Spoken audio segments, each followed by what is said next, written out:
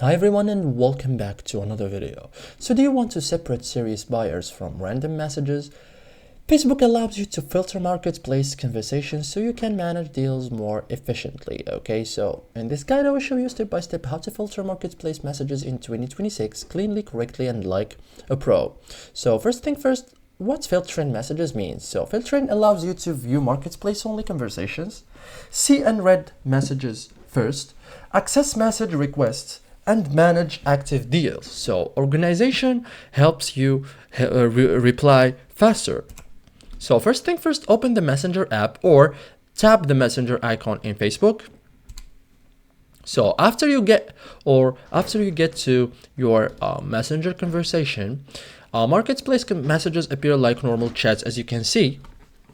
So on mobile, tap the three lines in Messenger, choose Marketplace. On desktop, click the filter icon and select Marketplace. So only Marketplace related chats appears.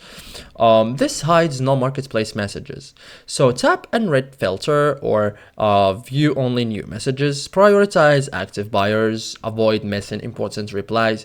Combine Marketplace plus unread for best results. And tap message request. So view hidden or new contacts.